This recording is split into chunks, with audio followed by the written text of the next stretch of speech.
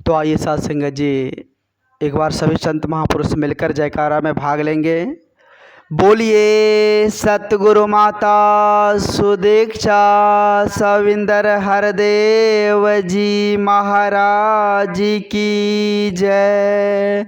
गुरु रूप प्यारे साथ संगत जी प्यार से बोलिए, एक बार मिल के बोलिए धन निरंकार जी। साथ संगत जी वाकई में बड़ा ही खुशी का समय है, बड़ा ही आनंद का पल है। और नित दिन की तरह साथ संगत जी आज भी समय के सतगुरु माता जी के असीम कृपा से हम सबों को संगत करने का साथ संगत जी सौभाग्य प्राप्त हुआ है। तो आओ साथ संगत जी हम सभी मिलकर साथ संगत जी पवित्र संपूर्ण अवतार वाणी के अमोलक शब्द को श्रवण करेंगे। साथ संगत जी पवित्र संपूर्ण अवतार वाणी का शब्द है, कहते हैं बाबा जी कि जो लोहा पारस को छूता वह सोना बन जाता है। ध्यान दीजिएगा साथ संगत जी, बड़ा ही सुंदर शब्द है कि जो लोहा पारस को छूता वह सोना बन जाता है, चंदन का संग जो भी करता चंदन सा हो जाता है। साथ संगत जी संगत गुण महान है। यहाँ पर संगत को दर्शाया गया है कि हमारा संग जिस प्रकार से होगा वैसे ही रंग में हम रंग जाएंगे। साथ संगत जी अगर हम अच्छों का संग करेंगे तो हमारे अंदर अच्छाई आएगी कि नहीं साथ संगत जी। वही अगर हम बुरे का संग करेंगे तो हमारे अंदर बुराई आएगी साथ संगत जी। इसलिए कहते हैं कि जैसा हो संग वैसे रंग में हम रंगते चले जाएंगे साथ संगत जी। आज इस संसार में हम देख रहे हैं, आज साथ संगत जी लोग देखते हैं कि बुरी संगत में ज़्यादातर फंसते चले जाते हैं।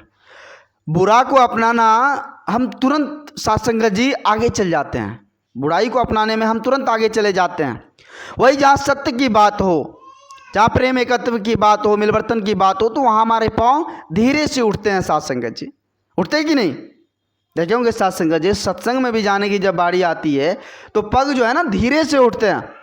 बहुत सारे काम आ जाते हैं, बहुत सारे साथ संगत जी इधर उधर की बातें आ जाती है कि नहीं साथ संगत जी। तो पवित्र संपूर्ण हृदय वाणी में बाबा जी कह रहे हैं कि सत्संग में जाने को तेरे पाँव नहीं उठ पाते हैं, सत्संग में जाने को तेरे पाँव नहीं उठ पाते हैं, और जो रास्ता बर्बादी का है उस रास्ते पर जाते हैं। बर्बादी का रास्ता अपनाने में क्या लगता है साथ संगत जी, फौरन हम बर्बादी का रास्ता अपना लेते हैं। अपनाते हैं कि नहीं? सही रास्ता जब मिल जाए तो सही रास्ता पर हम चलने की कोशिश नहीं करते हैं, सही रास्ता को अपनाने की कोशिश नहीं करते हैं। सत्संग में बैठे हैं, आधा घंटा का वक्त है, अच्छे विचार चल रहे हैं, लेकिन हमारा ध्यान कहीं और है, हमारा ध्यान कहीं और बढ़ रहा है। क्या बोल रहे हैं, क्या हो रहा है वो हम नहीं सुन रहे हैं। अगर सत्संग जी विचार किया जाए, एक शब्द भी अगर हम सुन ले और उसको अपने जीवन में उतार ले तो उसी से हमारे जीवन की नैया का बेड़ा पार हो जाएगा। हम एक्सेप्ट ही नहीं कर रहे हैं, और जो एक्सेप्ट कर लेता है उसके जीवन का कल्याण निश्चित है साथ संगत जी। उसके जीवन में आनंद ही आनंद आएगा।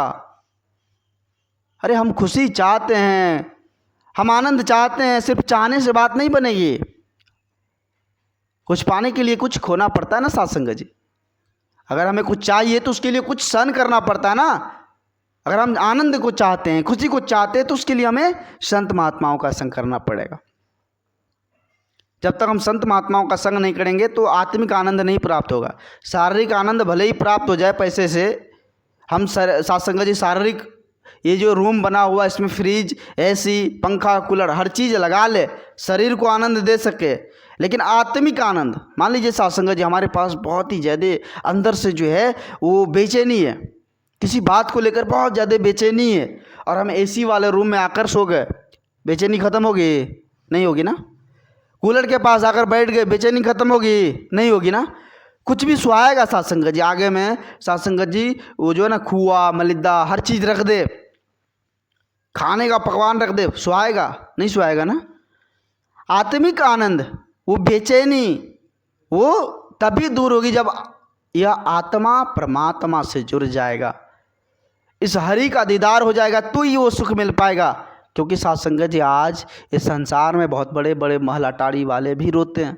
रोते हैं ना कि नहीं रोते हैं साथ संगत जी? रोते हैं। तो साथ संगत जी ये सुख कहाँ मिलेगा? ये सुख रुपये पैसे से मिलने वाला नहीं है। ये आत्मिक सुख संत महात्माओं के संग से ही मिलेगा। जिस प्रकार शरीर को देखते हैं साथ संगत जी, हम भोजन देते हैं ना, तरह तरह के भोजन शरीर को स्वस्थ रखने के लिए, शरीर को तंदुरुस्त रखने के लिए क्या करते हैं, तरह तरह का भोजन करते हैं ना, नाना प्रकार के व्यंजन लेते हैं ना। तो उसी प्रकार से इस आत्मा का भी भोजन होता है साथ संगत जी। इस आत्मा का भोजन यही है, सत्संग, भजन, सेवा, सिमरन। ये करेंगे तो आत्मा साथ संगत जी खिलखिला उठेगा, हर्षित रहेगा, और ये शरीर को भी अच्छे तरह से चलायमान रखेगा साथ संगत जी। तो हमें आत्मिक आनंद प्राप्त करनी है। आज अध्यात्म का ज्ञान बहुत जरूरी है साथ संगत जी। अध्यात्म का ज्ञान नहीं हुआ तो आप जीरो पे आउट है। आप बहुत कुछ कर लिए, जीरो पर आउट है, क्योंकि कब गिर जाएंगे आप इसका कोई गारंटी नहीं, कब आप फिसल जाएंगे इसका कोई गारंटी नहीं। इसलिए आध्यात्मिक ज्ञान बहुत जरूरी। कहते ना, आत्मज्ञान बिनु जग सूना। जब तक आत्मज्ञान नहीं होगा तब तक ये जग सूना नजर आएगा, है ना। तो हमें आत्मज्ञान प्राप्त करनी है, क्योंकि आत्मज्ञान जब मिल जाए तो सत्संग जी लोक सुखी परलोक सोहेला हो जाता है। कार्य करेंगे, संसारिक कार्य, हर चीज़, हर जिम्मेदारी को संभालेंगे, लेकिन वो संभालने का सलीका तरीका मिल जाता है आत्मज्ञान से।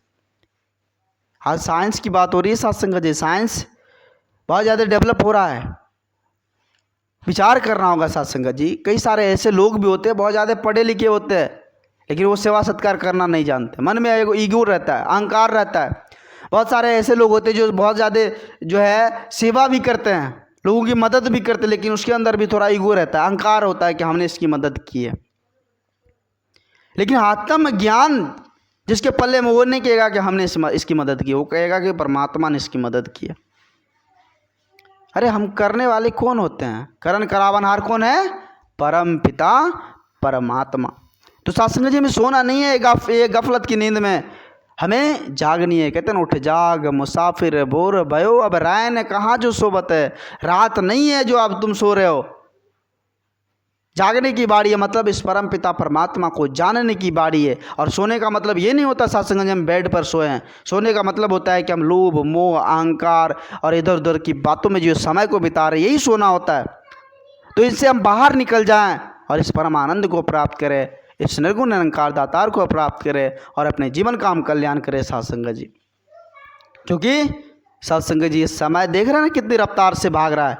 कल रोहित महात्मा जी इतने छोटे थे, आज देख रहे सत्संग जी इतने बड़े हो गए हैं, है ना। तो कहने का बहुत समय कितनी रफ्तार से भाग रहा है सत्संग जी, इसका हमें सदुपयोग करनी है। जो समय है इस समय में भक्ति भजन करनी है।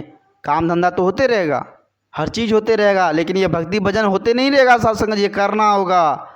तो हम आज अपने आप को सत्संग जी यही समझे कि हमें जहाँ भी सत्संग मिले हम सत्संग में जाएं, जहाँ भी संत महात्माओं का दर्शन हो संत महात्माओं का आदर सम्मान करें, सेवा करें, यही सत्संग जी साथ जाएगी। तो दास अधिक शब्दों का सहारा नहीं लेगा, दास क्षमा चाहेगा आप जी सभी संत महात्माओं के श्री चरणों में। दास को माफ़ करना, अपने श्री चरणों से जुड़े रखना। प्यार से बोलिए धन्य निरंकार जी।